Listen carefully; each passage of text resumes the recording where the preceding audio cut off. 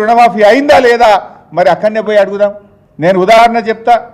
ఇవాళ మా జహీరాబాద్ నియోజకవర్గంలో ఏడాకులపల్లి అని ఒక పిఎస్సిఎస్ ఉంటుంది, కోఆపరేటివ్.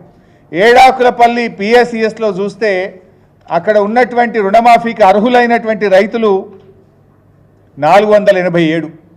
3 విడతల్లో రుణమాఫీ ఎందరికైందంటే 192 మందికి, సగం కూడా కాలే. కావలసిన డబ్బు 6 కోట్లు అయింది, 1,38,00,000. ఇది రుణమాఫీ అయినట్ట. అదేవిధంగా నా నియోజకవర్గంలో తడకపల్లి అనే గ్రామం, సిద్దిపేట మండలం తడకపల్లి గ్రామంలో రుణమాఫీకి అర్హులు 720, అయింది 355. అయింది 355. అదేవిధంగా బోరంపేట మా వివేక్ గౌడ్ గారి నియోజకవర్గంలో కుత్బుల్లాపూర్ నియోజకవర్గం బోరంపేట పిఎస్సిఎస్లో 632 మంది రైతులు ఉంటే కేవలం 14 మందికి మాత్రమే లోన్ వేవర్ జరిగింది. ఇక రుణమాఫీ అయిపోయిందని నువ్వు మాట్లాడబట్టివి. నా నియోజకవర్గంలోని బక్రీ చెప్పాల్ వెల్కటూరులో రుణమాఫీకి అర్హులైన రైతులు 620, అయింది 320, కానటువంటి వాళ్ళు 400 మంది. ఇవాళ మేము తెలంగాణ భవన్లో ఈ నెల 6వ తేదీ నాడు ఒక కాల్ సెంటర్ పెట్టినాం. రుణమాఫీ కానటువంటి రైతులు తెలంగాణ భవన్కు మీరు వాట్సాప్ మెసేజ్ చేయండి, ఫోన్ చేయండి అంటే మాకు వచ్చిన సంఖ్య 116,441 ఫోన్లు వచ్చినాయి. ఒక్క తెలంగాణ భవన్కు వచ్చిన సంఖ్య 116,441. మాకు రుణమాఫీ కాలేదు అని తెలంగాణ భవన్కు రైతులు ఫోన్ చేసినారు. ఇంత స్పష్టంగా రాష్ట్రంలో రైతులు మాకు రుణమాఫీ కాలేదంటే ఈయన గారేమో అయిపోయిందని చెప్పి మాట్లాడుతూ ఉన్నాడు.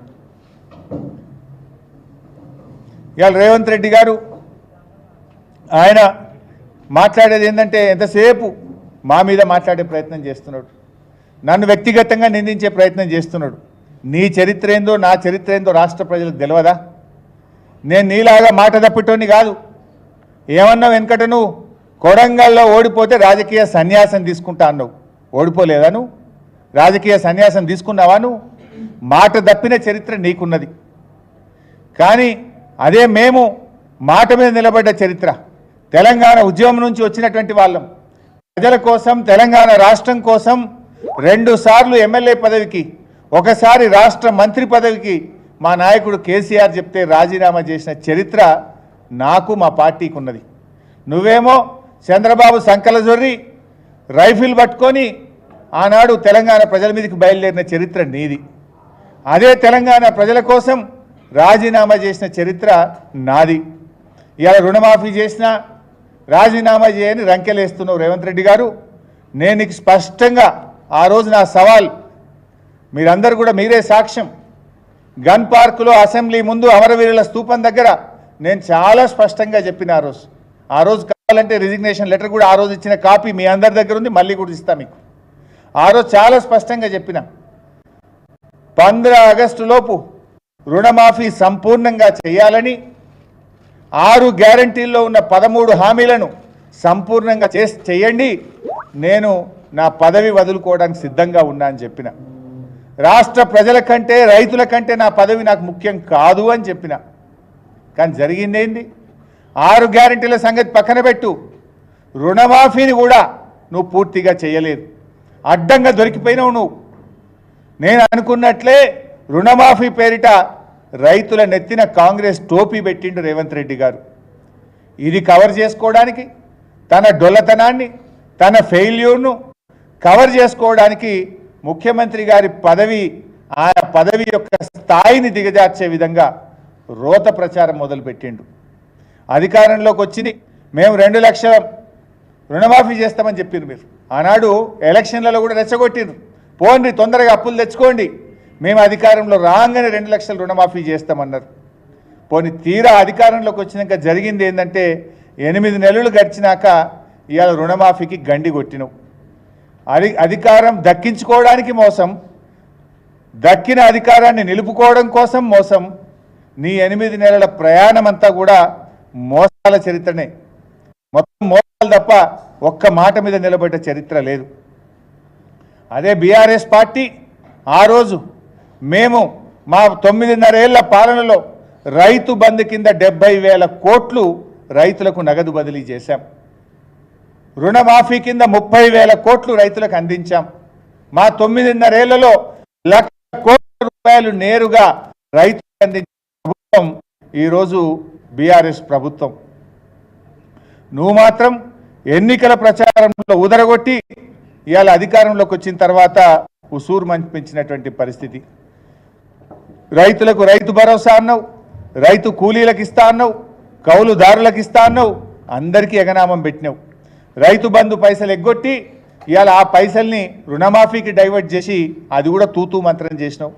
ఇవాళ ఆగస్టు 20వ తారీఖు వచ్చింది. కేసీఆర్ గారు ఉండగా జూన్ జూలైలో రాష్ట్రంలో రైతులందరికీ రైతు బంధు వచ్చింది. మీరు డ్రామా పెట్టినరు. కేబినెట్ సబ్ కమిటీ వేసినాం, జిల్లాలో అభిప్రాయాలు తీసుకుంటాం, అసెంబ్లీలో చర్చ పెడతాం, రైతు భరోసా మీద నిర్ణయం తీసుకుంటాం అన్నారు. ఆగస్టు 20వ తారీఖు వచ్చిన ఈ రోజు వరకు రైతు భరోసా మీద నిర్ణయం తీసుకోలేదు. అసెంబ్లీలో చర్చ పెట్టమని అసెంబ్లీలో చర్చ పెట్టకుండా మీరు పారిపోయింది. మీరు ఆ రైతు భరోసా డబ్బులు ఎప్పుడు ఇస్తారో ఇప్పటిదాకా స్పష్టత లేదు. ఇవాళ రైతులు మళ్ళీ అప్పులు తెచ్చుకుంటున్న పరిస్థితి వచ్చింది. రైతు భరోసా ఎగ్గొట్టి ఆ డబ్బులను రుణమాఫీకి మళ్ళగొట్టి పోని అదన్న పూర్తి చేసినావా అంటే ఆ రుణమాఫీని కూడా సగమే చేసినావు.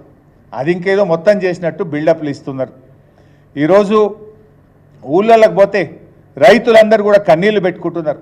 రుణమాఫీ కోసం కాలేదని చెప్పి అగ్రికల్చర్ ఆఫీసర్ల చుట్టూ, బ్యాంకుల చుట్టూ కాళ్ళ చెప్పులు అరిగేదాకా అర్ధరాత్రి పూట కూడా వాన పడుతుంటే రాత్రిపూట కూడా బ్యాంకు మెట్ల మీద పడిగాపులు కాస్తున్న పరిస్థితి ఉన్నది. ఇవాళ ఓపిక నశించి బ్యాంకుల ముందు ధర్నాలు, వివిధ జిల్లాల్లో రాస్తా రోకోలు ఇవాళ జరుగుతున్న విషయం కూడా మీ అందరికీ తెలుసు. ఇవాళ నేను ఒకటే కోరుతున్నా రేవంత్ రెడ్డిని, నిజంగా రుణమాఫీ చేస్తే మీరు శ్వేతపత్రం విడుదల చేయండి. అసలు రుణమాఫీ చేసిండ్రా? ఈ రాష్ట్రంలో అప్పు తీసుకున్న రైతులు ఎందరు? రుణమాఫీ ఎందరికి అయింది? ఎంత డబ్బు రైతుల ఖాతాల్లో బదిలీ అయింది? ఎంతమంది రైతులకు రుణమాఫీ అయింది? ఇంకా ఎంతమంది రైతులు మిగిలిపోయినరో శ్వేతపత్రం విడుదల చేయండి. నువ్వు పెట్టినావు కదా అసెంబ్లీలో నీటిపారుదల మీద శ్వేతపత్రం అని, అప్పుల మీద శ్వేతపత్రం పెట్టినావు కదా, రుణమాఫీ మీద శ్వేతపత్రం ఎందుకు విడుదల చేయవు అని నేను అడుగుతా ఉన్నా. రాష్ట్రంలో అర్హులైన రైతులు ఎందరు? నువ్వు రుణమాఫీ ఎందరికి చేసినావు? ఇంకా ఎంతమంది మిగిలిపోయినరు? ఎన్నికల ముందు 40,000 కోట్లంటివి, క్యాబినెట్లో 30,000 కోట్లంటివి, చేసిందేమో 17,000 కోట్లు. 17,000 కోట్లు అన్నది కూడా బోగస్ లెక్కలే. ఇవాళ ఆ 17,000 కోట్లు కూడా ఈ రోజుకు రైతుల అకౌంట్లలో పోలేదు. రైతు ఖాతాల్లో పడ్డది ఎన్ని? ఇలా చాలా ఈ 17,000 కోట్లు కూడా రిటర్న్ వస్తూ ఉన్నాయి. ఏది? ఆధార్ కార్డు పాస్బుక్ మ్యాచ్ కాలేదని, రేషన్ కార్డు లేదని, నువ్వు వేసిన 17,000 కోట్లలో కూడా చాలా బయటకు వచ్చినాయి. దమ్ముంటే, నీతి నిజాయితీ ఉంటే శ్వేతపత్రం విడుదల చేయాలని నేను ముఖ్యమంత్రిని డిమాండ్ చేస్తూ ఉన్నా. అసలు ఈరోజు రాష్ట్రంలో ఉన్న రైతులు ఎందరు? అప్పున్న వాళ్ళు ఎందరు?